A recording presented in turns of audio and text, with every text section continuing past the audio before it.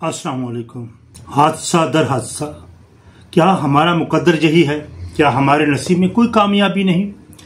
بیت اللہ سے عام مساجد تک ہر جگہ دعا مانگنے والوں میں کوئی بھی ایسا نہیں جو مستجاب الدعویٰ ہو، یعنی اس کی دعائیں قبول ہوں۔ 1 سال سے فلسطین مقتل کا مقتل آباد ہے۔ ابھی کل شام کو ایران نے اسرائیل پر بالسٹک میزائل سے حملہ کیا، لیکن اس کا نتیجہ کیا نکلا؟ یہ کون سی حکمت عملی ہے کہ حملہ کرنے سے 20 گھنٹے قبل امریکہ کو انفارم کر دیا جائے اور بالسٹک میزائل کا ٹارگٹ کیا تھا؟ کیا محض اسرائیلی ایئرپورٹ کا رن وے یا کچھ اور؟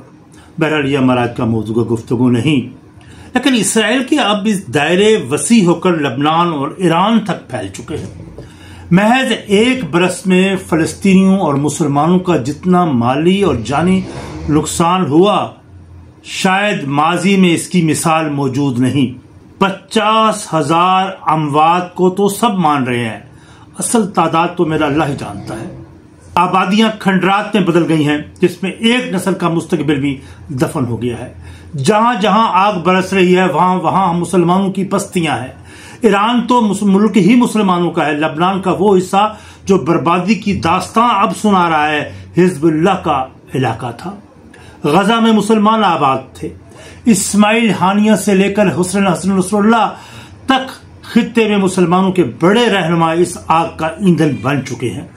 دوسری طرف اسرائیل کو ابھی تک کوئی قابل ذکر زخم نہیں پہنچا لگا۔ اس کے شہر اسی طرح آباد ہیں جیسے پہلے تھے۔ اس کی کوئی بستی کھنڈرات میں نہیں بدل سکی۔ فلسطین کے ان ہزاروں قیدیوں کو اگر ہم آج کی بات کریں تو کیا ہم نے ان کی طرف بھی دیکھنا پسند کیا؟ کبھی اس کا بھی تذکرہ کیا؟ تو فلسطین کے ان ہزارہ لوگوں کو جن کو قید و بند کی مشقتوں میں اور پسندے والے زندہ ڈال دیا گیا ہے اور ان کو کیمپس میں اسرائیلیوں نے رکھا ہوا ہے جو عقوبت خانے ہیں، ان کی کیا حال ہے؟ آج میری گفتگو کا موضوع بھی یہی ہے کہ ہم ان ہزاروں قیدیوں کو جو فلسطینی تھے، جن کو اب کیمپس میں اسرائیلی کیمپس میں رکھا گیا ہے، ان کی کیا حالت ہے۔ ایک رپورٹ کے مطابق اسرائیل کے جنوبی علاقہ نجف میں صدی تیمان میں کیمپس میں رکھا گیا ہے کچھ لوگ، اور وہاں قیدیوں کے ساتھ اسرائیل نے اپنی وحشت اور بربریت کا وہ شرمناک سلوک کیا ہے جس کی نظیر تاریخ میں خال خال ہی ملتی گی۔ امریکہ نے جو سلوک افغانستان میں بگرام ایئر بیس پہ اور عراق کی ابو غریب جیل میں اور گوانتنامو میں کے عقوبت خانوں میں کیا، اس وحشت و درندگی کو اب بام عروج مل چکا ہے۔ تو اسرائیل نے اس صدی تیمان کیمپ میں، جس کا میں ابھی ذکر کر رہا تھا، اس وقت اسرائیل کے 7 قید خانوں کے میں لگ بھگ 13,000 فلسطینی مرد و زن، عورتیں مرد قید میں ہیں۔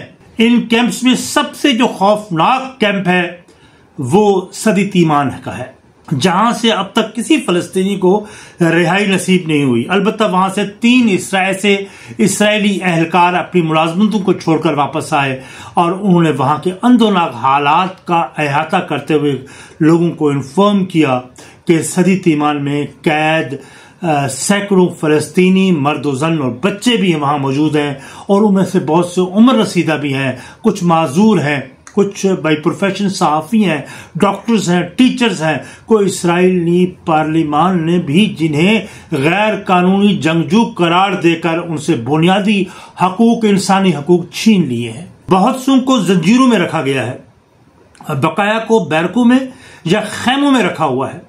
وہاں ریڈ کراس کو بھی ان کی رسائی پر پابندی ہے، ریڈ کراس پر، کہ وہ ان سے تک نہیں پہنچ سکتے۔ انہیں کوئی قانونی امداد نہیں مل سکتی، نہ ہی کسی رشتہ دار یا کسی دوست یا وکیل کو ان قیدیوں سے ملنے کی اجازت ہے۔ ایک عرب مزاج اسرائیلی وکیل تھے، ان کا نام خالد تھا۔ ان کو پہلی بار صدی تیمان جانے کی اجازت ملی، وہ اس لیے ملی کہ وہ اسرائیلی تھا۔ خالد وہاں محض 40 منٹ تک رہا اور کچھ قیدیوں سے ملاقات کر کے وہاں کے حالات معلوم کیے۔ خالد مہاجرین نے بتایا کہ کیمپ میں تمام پہرے داروں نے ماسک پہن رکھا تھا اور تاکہ وہ پہچانے نہ جائیں، اور خالد کی ملاقات ایک فلسطینی صحافی جس کی مشکیں کسی گئی تھی، البتہ اس کی آنکھوں پر سے جو پٹی تھی وہ ہٹائی جا چکی تھی، اس کا چہرہ گرد آلود تھا اور سر پر ایسا تھا کہ شاید سال سے وہ نہایا نہیں. اس کی سر پر بالوں پر کبوتر کی بیٹ جیسی گندگی چپکی ہوئی تھی. وہاں پر اس قیدی نے خالد کو بتایا کہ انہیں ننگے فرش پر سلایا جاتا ہے. ان کے ہاتھوں پر ہتھکڑیاں ہوتی ہیں. ان کی ہتھکڑیوں کو اس وقت صرف 5 منٹ کے لیے کھولی جاتی ہے جہاں انہیں نہانے کی اجازت ملتی ہے، اور نہانے کے لیے 1 منٹ کا وقفہ دیا جاتا ہے. اگر اس نہاتے ہوئے طوالت ہو جائے تو ان کو بندوقوں کے بٹوں سے اسرائیلی فوجی مارتے ہیں اور یا گھنٹوں پھر سزا کے طور پر تپتی ریت پر کھڑا کر دیا جاتا ہے. انہیں 100 قیدیوں کے لیے ٹوائلٹ رول کا جو ہے نا پیپر کا 1 رول دیا جاتا ہے. 100 قیدیوں کے لیے 1 رول. اور اس لیے قیدی جو ہے وہاں بیت الخلاء جانے سے اجتناب کرتے ہیں، اس لیے وہ شدید قبض میں مبتلا ہے. اور ایک چھوٹے سے خیمے میں 100 قیدیوں کو ٹھونسا گیا ہے. ان قیدیوں کو آپس میں بات چیت کرنے کی اجازت نہیں ہے. اگر کوئی ڈسپلن کو توڑتا ہے تو ڈنڈے ان کی مقد میں گھسا دیا جاتا ہے. سمجھ رہے نا آپ؟ یا ڈنڈے سے وہ خواتین کو ریپ، جو خواتین ہیں اگر وہ آپس میں بات کرتے ہوئے پکڑی جاتی ہیں تو ان ڈنڈوں کو ان کی فرج میں گھسا دیا جاتا ہے اور ریپ کیا جاتا ہے. ان پہ کتے چھوڑے جاتے ہیں، برقی راڈ سے جھٹکے دیے جاتے ہیں. الغرض ہر انسانیت سوچ سلوک کیا جاتا ہے. مسلسل ہتھکڑیاں یا پاؤں میں بیڑیاں پہننے سے قیدیوں کے ہاتھ پاؤں مفلوج ہو چکے ہیں، گینگرین زدہ ہو چکے ہیں، جس پہ وہ پھر بعد میں اس کا علاج ممکن نہیں ہوتا، وہ حصہ ہی کاٹنا پڑتا ہے. قیدیوں کو مجبور کیا جاتا ہے کہ وہ اسرائیلی پرچم کو چومیں اور اپنی آنکھوں سے لگائیں. جب کسی پہرے دار یا اسرائیل اہلکار کا شغل کرنے کو دل کرتا ہے تو وہ ان کی ہابی ہے ان کی کہ وہ ان قیدیوں پر، فلسطینی قیدیوں پر پیشاب کرنا شروع کرتے ہیں یا جاتے جاتے تھوکتے ہیں، یا ان کو مخصوص پوز بنوا کر ان سے ان کی سیلفیاں لی جاتی ہیں. ان سے ان کی تذلیل اس حد تک کی جاتی ہے، وہ جو پوز ہے وہ ناقابل بیان ہے جو ان سے کیا جاتا ہے، ان کی پوز بنوائے جاتے ہیں. اب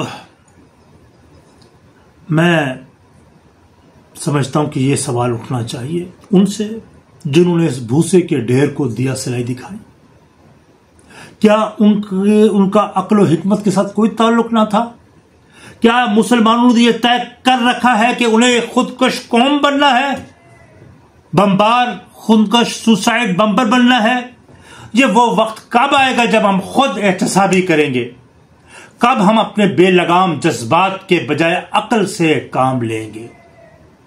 کب ہم خودکشی کی بجائے زندگی کی طرف لوٹ آئیں گے؟ آخر ہم نے کیوں یہ فیصلہ کر لیا ہے کہ ہم نے صرف مرنا ہے اور برباد ہونا ہے؟ ہم نے کب اس قیادت سے نجات پانی ہے جس نے ہمیں صرف اور صرف بربادی کے طوائف دیے ہیں؟ عقل و شعور سے ہم نے تہ دامہ کیوں ہے؟ ہم عقل سے کام کیوں نہیں لیتے؟ بہرحال کہنے کو بہت کچھ تھا. تو آج کی جو میری ولاگ تھا وہ اس سلسلے میں تھا، کیونکہ بہت عرصے بعد میں نے تلاش حق فدا عامر ہاشمی میں آج میں نے ولاگ کیا ہے. لیکن جو بمبارمنٹ ہو رہی ہے، جو فلسطین پہ ظلم و بربریت ہو رہی ہے، اس پہ کوئی آنکھ ایسی نہیں جو پرنم نہ ہو، کوئی دل ایسا نہیں جس کا زور زور سے دھڑکتا نہ ہو. خون ہے کہ جو کن پٹیوں پر ٹھوکریں مارتا ہے، لیکن بے بسی ہے. بہرحال مسلمان قوم کو ہوش کے ناخن لینے ہوں گے، جذبات سے نہیں عقل اور شعور سے کام لینا ہوگا. آپ نئے ولاگ میں انتظار کیجیے گا. عامر ہاشمی کو اجازت. والسلام.